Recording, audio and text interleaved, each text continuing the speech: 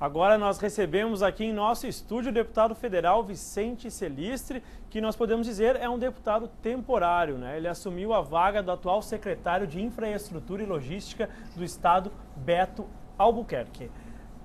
Boa noite, obrigado, deputado, pela presença aqui no TV Fevale Notícias. Boa noite, Rodrigo. Boa noite a todos os telespectadores da TV Fevale. Para mim é uma honra estar aqui na TV Fevale, uma TV universitária, que simboliza também a democratização da comunicação no nosso país, algo que os socialistas, como eu, do PSB, sempre defendem, a democratização, a forma de que os meios de comunicação sejam cada vez mais comunitários, preocupados com os problemas das suas comunidades. Isso é muito importante. Parabéns pelo trabalho de vocês, estamos à disposição. Nós agradecemos o elogio, muito obrigado. Deputado, na verdade, a sua posse se dá através de uma obrigação constitucional, né? Sim. Caso o titular esteja impedindo, o suplente deve assumir. O atual deputado federal Beto Albuquerque, impedido, o senhor assumiu agora recentemente. Neste um mês, até a entrada da próxima legislatura, que é no início de fevereiro, qual é o tempo, o que se dá para fazer então em Brasília? Até costumo dizer que a gente tem que pegar às vezes um pé de galinha e fazer uma grande sopa. No entanto, nós temos um trabalho histórico na luta sindical, seja da região do Vale, em especial de Campo Bom, dos trabalhadores dos calçados, seja a nível de Brasil e nível de América Latina, com a CTB, a Central dos Trabalhadores e Trabalhadoras do Brasil, da qual eu sou o vice-presidente nacional. Então eu tenho acumulado debates, demandas dos trabalhadores nesse tempo inteiro, além da questão do nosso glorioso setor calçadista. Então essas ideias, e como tu disseste ali, penso que o regimento da Câmara tinha que ter um pouco de mudança, do tipo assim, hoje o titular, para dar uma oportunidade para o seu suplente, precisa se licenciar no mínimo 120 dias. Já é uma dificuldade, já engessa um tanto o titular. Diferente, às vezes, de uma Câmara de Vereadores e tal, que sai uma sessão, sai um mês e tal.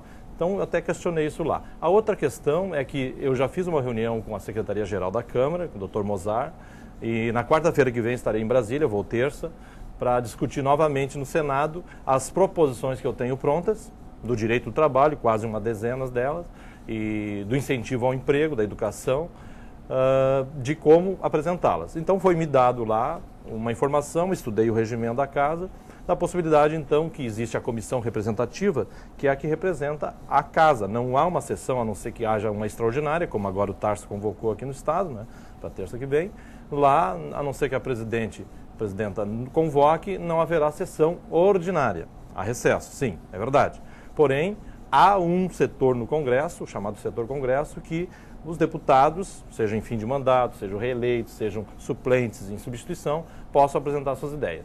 Claro que eu tomarei o cuidado, porque sei que aos finais de cada mandato há um arquivamento. Estou conversando com deputados reeleitos do partido, de São Paulo, a Luísa Erundina, por exemplo, tem contato para tentar que assine uma coautoria para que os projetos sejam depois desarquivados. E a gente tem ideias, eu acho que é um momento histórico, porque um sapateiro, um trabalhador do chão de fábrica, do movimento sindical sapateiro aqui do Vale, do Rio Grande do Sul, de chegar à Câmara. São 31 dias, nós já tivemos reunião no Ministério, nós já visitamos hoje Nova Hartz, com o prefeito Antônio, o vereador Jamir, fazendo o debate lá da ligação asfáltica, levaremos esse assunto ao DAIR, já conversamos com o companheiro deputado e secretário Beto Albuquerque, ou seja, há diversas demandas que chegam até a gente historicamente e que ainda estão reprimidas, não estão resolvidas, e que também eu, como ficando depois na primeira suplência de novo, que eu já estou há 3 mandatos na primeira, segunda suplência, eu possa, de repente, deixar alguma coisa com o meu substituto lá, que é o Luiz Noé, e com o companheiro Beto Albuquerque na secretaria, algo para as demandas da infraestrutura, da saúde, da educação, do setor calçadista e do direito dos trabalhadores. O salário mínimo, por exemplo, é um debate que está aí, né? Essa é uma questão que eu quero que o senhor aborde, porque lá no momento de sua posse, o senhor já debateu, já falou sobre o valor do salário mínimo, né? Propondo 580, que é R$40 a mais do que está sendo proposto, mas ainda não definido pelo atual governo federal.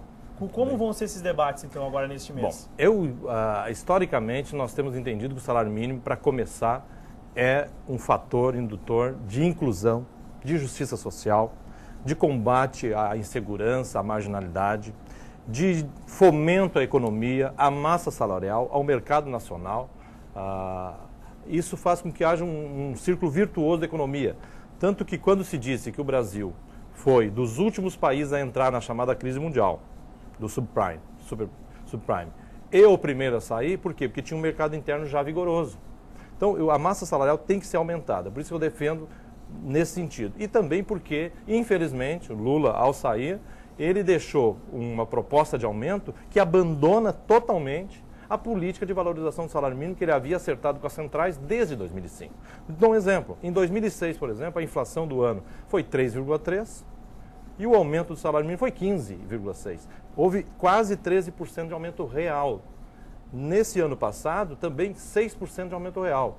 Esse ano agora, a inflação do INPC, divulgada agora ontem, dá conta de 6,4% em média, e o aumento acabou ficando abaixo da inflação, né? Quer dizer, rasgar o que estava se pensando. Não sei se ele deixou para a Dilma dar uma melhorada, mas nós continuamos entendendo que os 580, já conversei com o senador Paim, é por aí mesmo, porque os 580 seria 13,7%. O que seria isso? É o 6, pouco da inflação e mais o 7 e pouco do aumento do PIB brasileiro no ano de 2010. O PIB cresceu na economia, esse fator. A própria indústria aqui do Rio Grande do Sul foi mais de 10%. Então nós estamos com esse sentido para chegar nesses 13 e pouco. Obviamente alguém vai dizer, e a Previdência? Né? Para começar, um trabalhador aposentado viver com R$540, R$550, na verdade, é quase um castigo do que um júbilo, né? Como se diz nos países latinos, um jubilado, um aposentado. Por quê? Pelos estudos de ESE, o salário mínimo necessário para uma família sobreviver é R$ 2.222.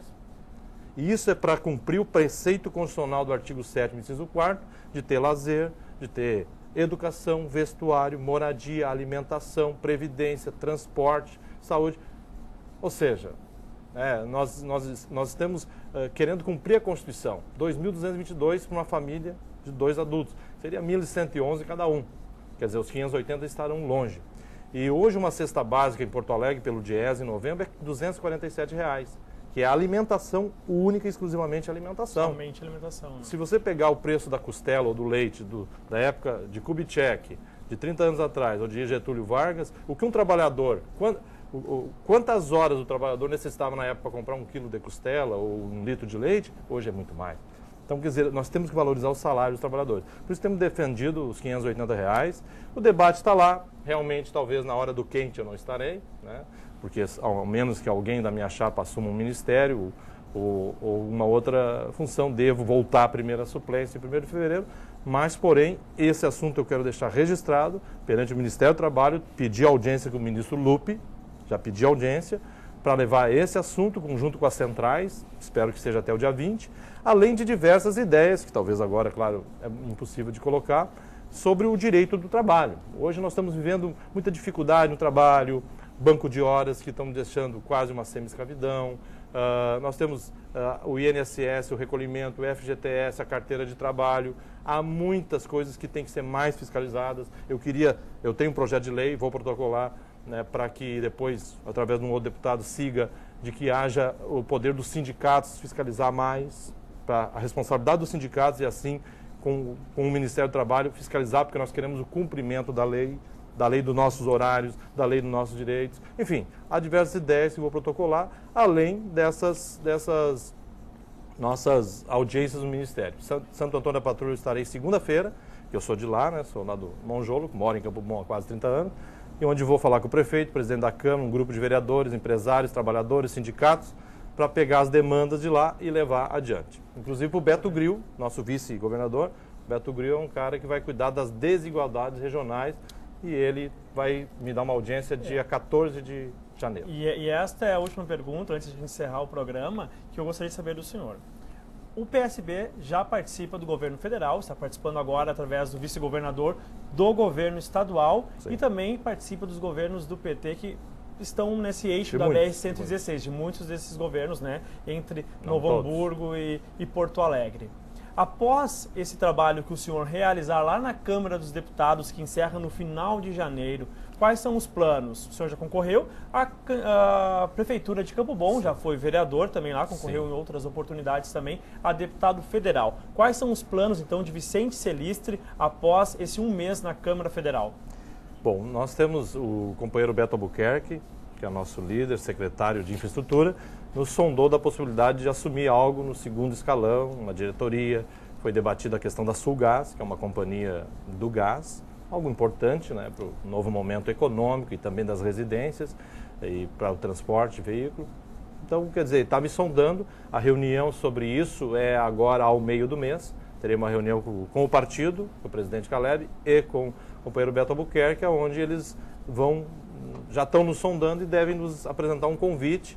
E nós devemos, né, debater com a nossa base. A gente tem uma lida sindical bastante intensa, debater ali a oportunidade. Se o nosso coletivo entender, olha, Vicente, te dedica aqui, a gente está à disposição do companheiro Beto Albuquerque para ajudar no governo estadual. Ok, deputado. Então a gente só tem a desejar uma boa sorte, um bom trabalho nesse mês lá, porque é sempre importante a região estar representada. Este ano já aumentou o número de representantes, o que é muito bom, e agora nós temos nesse mês mais o senhor lá para representar a questão coreiro-calçadista, dos sapateiros aqui da região, lá em Brasília. Com certeza. Uma das coisas que eu quero deixar protocolado é a possibilidade de incentivar tributariamente aquela empresa que gera mais emprego.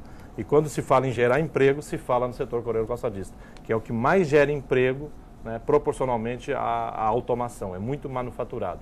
Então vamos lutar por isso, essas ideias ficarão lá protocoladas, eu vou lutar depois como no movimento sindical ou com os deputados do meu partido para que isso continue. E se acaso, de repente, ali adiante se elege algum prefeito da minha chapa, a gente assume por mais tempo. Ok, então. E vamos estar à disposição. Mais uma vez, obrigado, aí uma boa noite e um bom fim de semana a todos. Nós agradecemos a presença, muito obrigado. Obrigado.